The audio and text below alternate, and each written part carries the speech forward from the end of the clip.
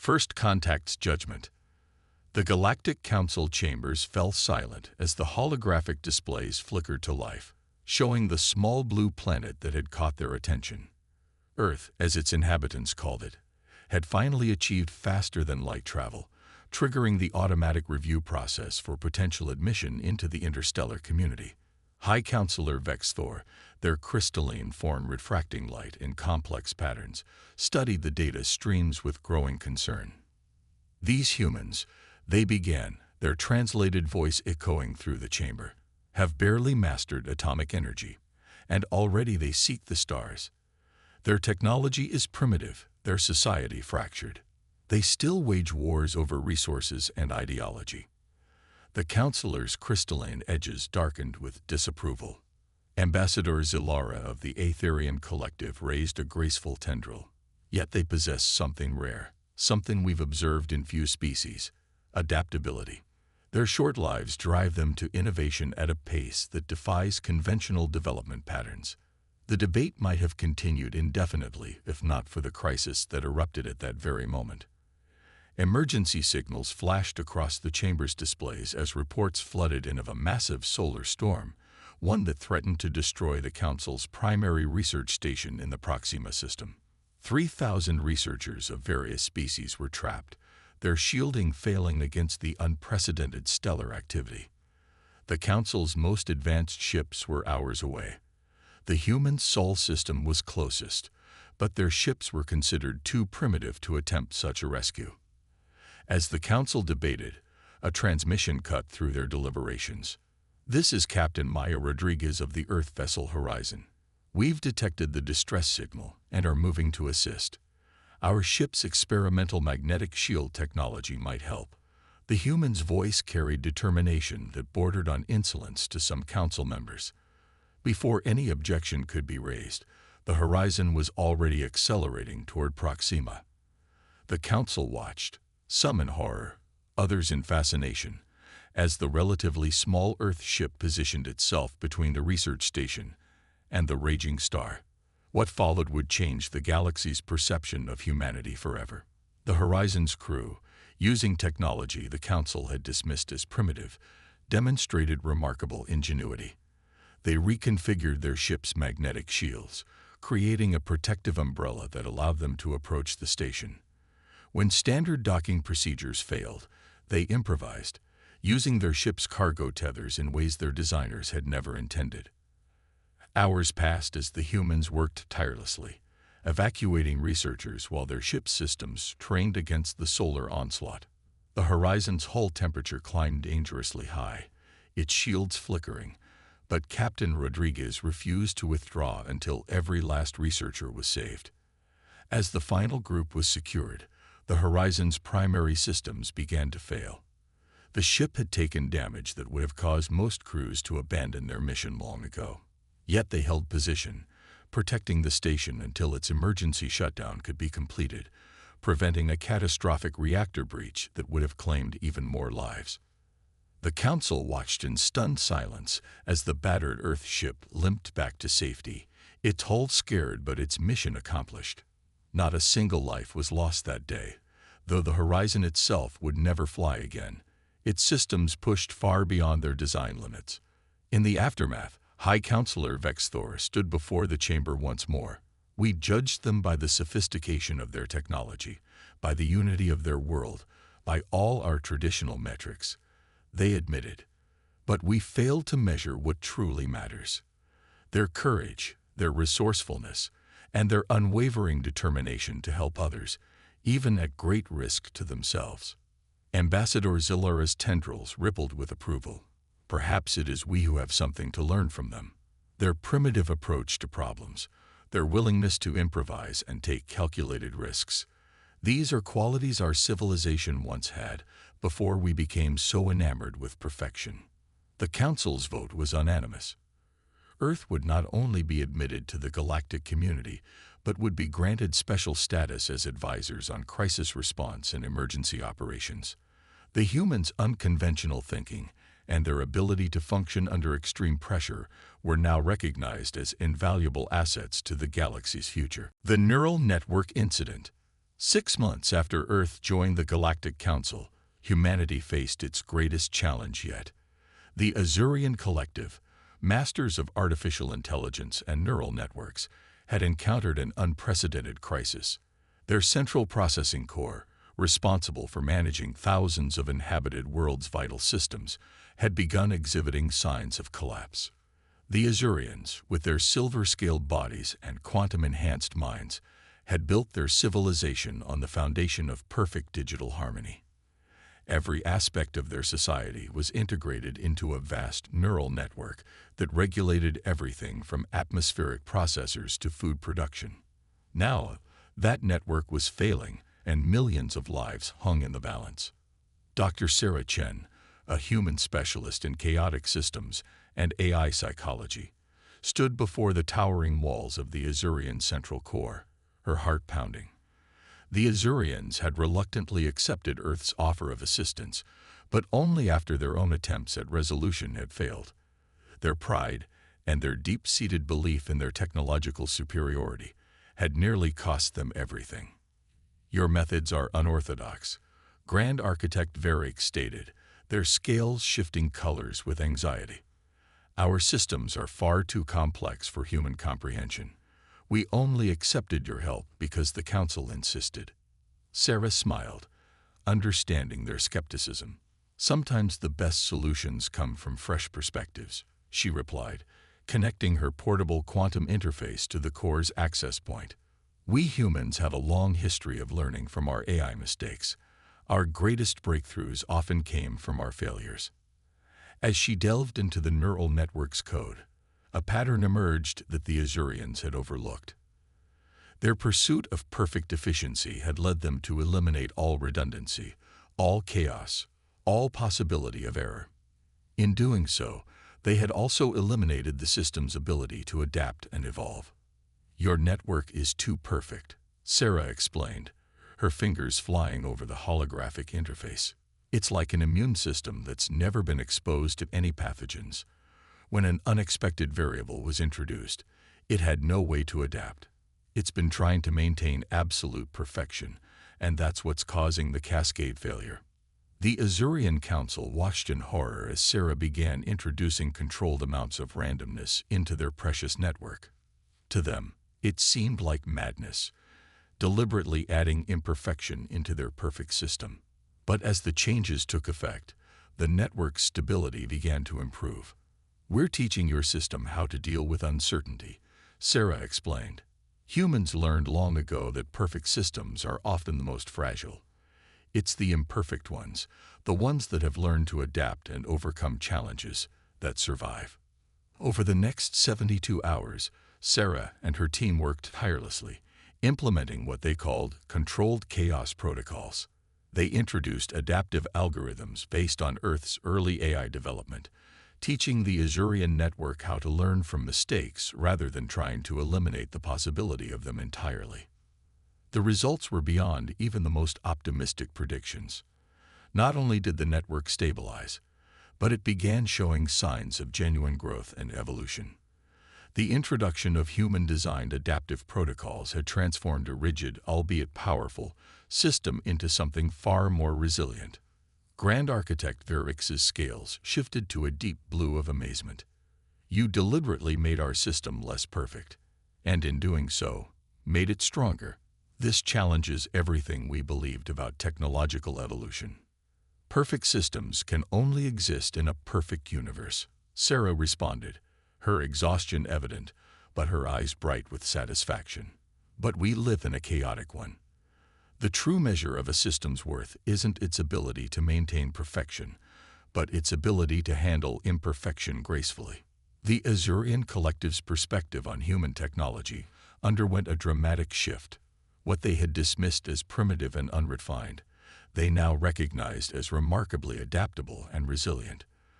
The incident became a turning point in human-Azurian relations, leading to unprecedented technological cooperation between the two species. More importantly, it marked the beginning of a fundamental change in how the galaxy's advanced civilizations viewed progress. The human approach to technology, embracing imperfection as a path to greater resilience, began to influence development across countless worlds. Sometimes, as humanity had long known, the most sophisticated solution was not always the best one. The quantum plague crisis. Word spread quickly through the Galactic Council's emergency channels. A quantum plague had broken out in the Centauri sector. This mysterious affliction, born from an intersection of quantum mechanics and biological systems, was unlike anything encountered before.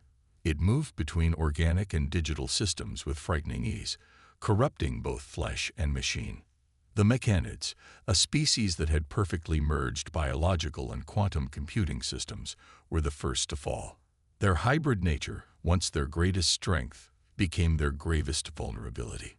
Entire colony ships went dark as the plague spread through their neural networks, leaving them drifting in space, their crews trapped in a devastating loop between consciousness and digital oblivion.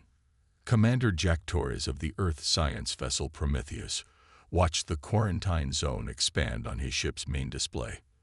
The Prometheus, originally designed for deep space exploration, had been retrofitted with experimental medical facilities after humanity's admission to the Council. Now it might be the galaxy's last hope.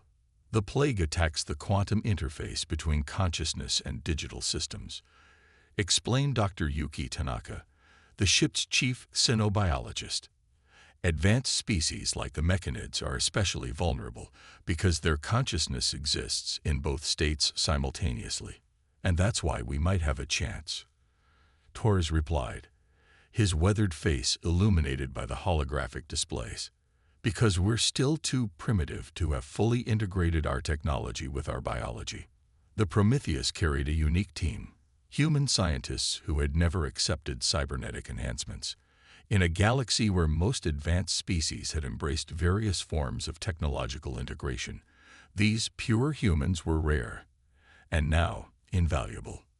As they approached the quarantine zone, they encountered the mechanid vessel Eternal algorithm. Its sleek hull, normally pulsing with quantum energy, was dark except for random bursts of activity that spoke of the chaos within. The ship's crew of 10,000 was caught in a nightmarish existence, their consciousnesses fractured between their organic brains and quantum processors. Dr. Tanaka's team worked around the clock, studying the plague's behavior.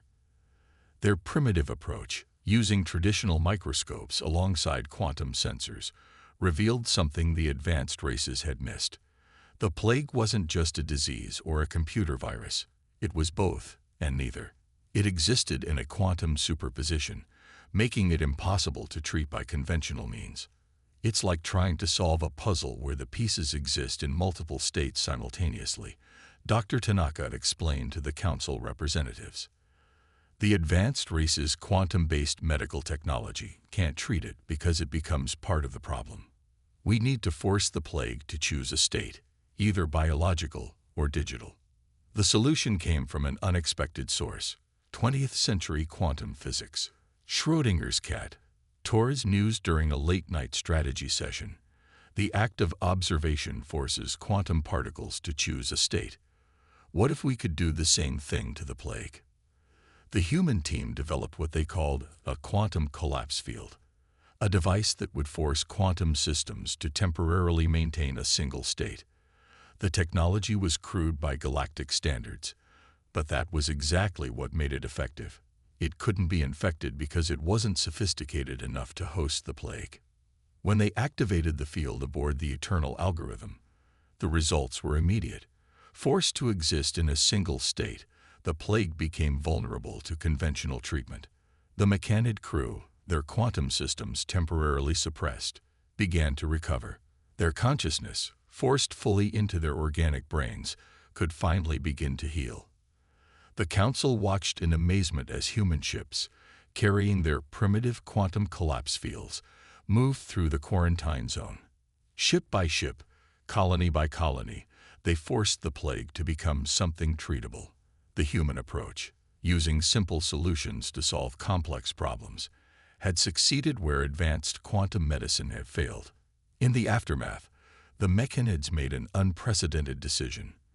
They began developing quantum-free systems as backups, inspired by humanity's more cautious approach to technological integration. Other species followed suit, recognizing that sometimes the most advanced solution wasn't necessarily the safest one. Perhaps a recovered Mechanid elder told Commander Torres, "True wisdom lies not in rushing to embrace every technological advancement, but in knowing when to hold back. Your species' caution, which we once saw as fear or inability, we now recognize as foresight." The diplomatic paradox. The Galactic Council faced its greatest political crisis in 10,000 years. The ancient Extrafic Dominion had discovered vast deposits of quantum crystalline ore in a disputed sector, claiming exclusive mining rights. The luminous Concordat, believing the ore's unique properties could revolutionize faster than light travel, demanded equal access. War seemed inevitable. Both civilizations possessed weaponry capable of destroying solar systems. The extrafic insectoid beings who had mastered gravitational manipulation could collapse stars at will. The luminous Concordat, beings of pure energy, could accelerate time within localized fields, aging entire fleets to dust in moments. Into this powder keg stepped Ambassador Elena Martinez, Earth's representative to the Council. Unlike the other diplomats, who arrived with teams of AI predictive systems and quantum probability analyzers, Elena brought only her human intuition and a deep understanding of history. "The situation reminds me of something from Earth's past," she told the Council. "In the 20th century, we faced similar crises over resources. We called it the Cold War." The alien diplomats were puzzled by the term, their translation systems struggling with the concept. Elena explained how humanity had survived its own brush with self-destruction, not through superior technology or force, but through understanding the paradox of mutual destruction. "Sometimes," she said, "the very power that makes war possible can make it unthinkable." The council chambers erupted in debate. The advanced species, accustomed to solving problems through technological superiority or perfect logical analysis, struggled with this seemingly primitive approach. But Elena persisted, drawing on humanity's long history of conflict resolution. She proposed a solution that seemed counterintuitive to the advanced races. Instead of trying to prevent either side from accessing the ore, ensure that both sides had equal capability to destroy it. If neither side can gain the resource without ensuring its destruction, they must cooperate to benefit from it. That extrafic Supreme Commander's antennae twitched with irritation. "Your species suggests we point weapons at the very resource we seek to acquire. This defies logical analysis." "Exactly," Elena smiled. "Sometimes the most stable solutions aren't found in logic, but in the balance of the logical possibilities. We humans call it thinking outside the box." Over the next several weeks, Elena worked tirelessly with both factions. She introduced them to human concepts like détente and mutual assured destruction, ideas that seemed primitive to species that had mastered quantum computing but had never faced the peculiar challenges of balanced power. The solution that emerged was unprecedented in galactic history. The disputed sector was declared a joint development zone, with automated defense systems controlled by both parties. Any attempt by either side to seize control would trigger the ore's destruction. The very threat of losing everything forced cooperation. "It's beautiful in its ugliness," remarked a luminous Concordat representative, their energy form flickering with amusement. "Only humans would think to create peace by ensuring that war guarantees mutual failure." The agreement became known as the Martinez Doctrine, establishing a new framework for resolving resource disputes throughout the galaxy. It demonstrated that humanity's greatest contribution to galactic civilization might not be technological innovation, but rather our hard-won wisdom about the nature of conflict and cooperation. As Elena later explained to a group of alien diplomatic students, advanced civilizations often seek perfect solutions, but in diplomacy, perfection can be the enemy of peace. Sometimes the best solution is one that everyone equally dislikes but can live with. The success of the Martinez Doctrine led to a revolution in galactic diplomacy. Species that had relied on predictive algorithms and game theory began studying human history, finding valuable lessons in our species' long and often painful path to understanding conflict resolution. The evolution experiment. The synthetics of Delta Pavonis had achieved what they considered biological perfection. Through advanced genetic engineering, they had eliminated disease, extended their lifespans indefinitely, and optimized their physical forms. But now they faced an unexpected crisis. Their entire species was dying, and no one knew why. Dr. Marcus Way of the Earth Scientific Corps arrived on their homeworld to find a paradise turning to ash. The synthetics, with their gene-sculpted bodies and precisely calculated biological systems, were suffering from a mysterious degradation that their perfect science couldn't explain. Your medical database shows no record of genetic diseases for 300 years, Marcus noted, reviewing their records. No mutations, no variations, no imperfections of any kind. Where the synthetics saw triumph, he saw warning signs. The Synthetic High Council, their members still maintaining their engineered beauty, even as their bodies failed, struggled to understand. We eliminated random genetic variation, explained Chief Geneticist Vera, her silver skin already showing signs of the degradation. We achieved genetic stability. How can perfection be our downfall? Marcus spent days in their vast genetic archives, studying the history of their species. The synthetics had done more than eliminate disease. They had stopped evolution itself. Every child was born with an identical optimized genome. No variation was permitted, no mutations allowed to persist. You've created an evolutionary dead end, Marcus explained to the council. Life isn't meant to be static. The very random mutations you eliminated were nature's way of preparing for unknown threats. You traded long-term survival for short-term perfection. The council chambers erupted in debate. The idea that imperfection could be beneficial challenged centuries of synthetic philosophy. But as their population continued to decline, they had no choice but to consider the humans' radical proposal. Marcus's team began introducing controlled genetic variation back into the synthetic population. They used techniques developed on Earth, where humanity had learned to balance genetic engineering with natural evolution. The process was slow, imperfect, and met with significant resistance from synthetic conservatives. You're asking us to deliberately introduce flaws into our genome, Vera protested, though she had become one of Marcus's strongest allies. To undo centuries of progress toward perfection. I'm asking you to redefine progress, Marcus replied. Perfect organisms can only survive in a perfect, unchanging environment. But the universe isn't perfect or unchanging. Life survives through adaptation, and adaptation requires variation. The first generation of variant synthetics was born 6 months later.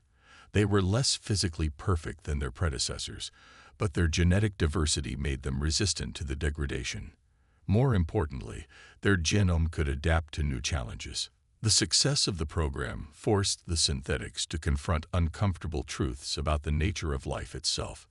They had sought to conquer evolution, to rise above the messy, chaotic process that had shaped all living things. Instead, they had nearly engineered their own extinction. As the synthetic civilization recovered, they began to see beauty in imperfection. Their cities, once uniform and geometrically perfect, began to show variation. Their culture, which had valued conformity and stability above all else, began to embrace diversity and change. Perhaps true perfection. Vira remarked to Marcus as they watched a group of variant children play, their forms showing subtle differences that would have been unthinkable a year earlier. Lies not in achieving an ideal state, but in maintaining the ability to adapt and grow. The synthetic crisis, as it came to be known, sparked a galaxy-wide debate about the ethics of genetic engineering. Many advanced species had been moving toward similar programs of genetic optimization. The human solution, maintaining a balance between engineering and natural evolution, became a new model for species development. The time hunters. The temporal anomalies appeared without warning. Ships began arriving at their destinations years before they departed. Entire planets experienced time at different rates. The fabric of space-time was unraveling, and the galaxy's most advanced civilizations were powerless to stop it. The chronarchs, beings who existed across multiple temporal dimensions, identified the source: artificial temporal manipulation on an unprecedented scale. A group of rogue time travelers were exploiting temporal loopholes, creating paradoxes for profit. They called themselves the Time Hunters. Lieutenant Maria Santos of Earth's Temporal Defense Initiative wasn't impressed by the sophisticated temporal technology or the complex mathematical models the advanced species used to track the anomalies. She saw a much simpler pattern.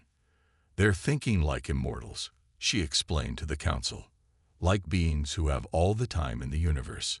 But the Time Hunters, they're thinking like humans, like beings who know their time is limited." The chronarchs, their multidimensional forms shifting with confusion, struggled to understand. What advantage could temporal limitation provide in comprehending these criminals? Maria smiled. "When you have limited time, you learn to value it differently. The Time Hunters aren't using complex temporal mathematics. They're using psychology.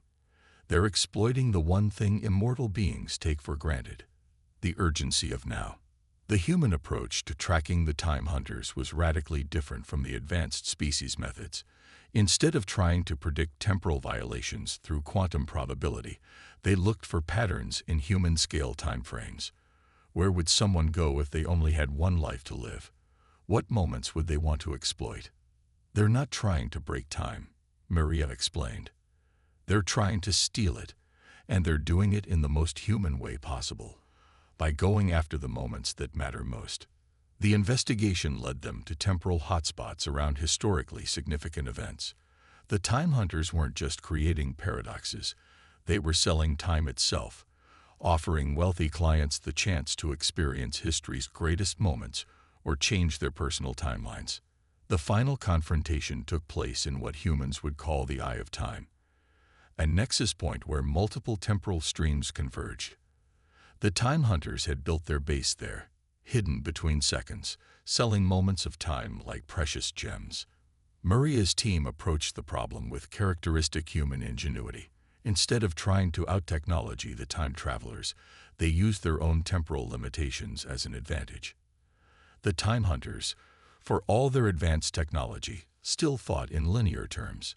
They never expected an attack from what they considered primitive humans. "The thing about time," Maria broadcast as her team sprung their trap, "is that it's not about how much you have. It's about how you use it." The Time Hunters' operation was dismantled not through superior temporal technology, but through the human understanding of time's value. The recovered temporal technology was placed under joint human-chronarch protection, with humans providing insight into how temporal power might be misused by beings who understood mortality. The incident led to a new understanding of temporal mechanics in the galaxy. The chronarchs, who had viewed time as an infinite resource to be manipulated, began to study human perspectives on temporal limitation. They discovered that the very concept of mortality, which they had seen as a primitive limitation, provided unique insights into the nature of time itself. "Perhaps," a chronarch elder mused, their form rippling across multiple timelines, "the true mastery of time comes not from controlling it, but from understanding its value. In this, humans are not primitive at all. They are profound."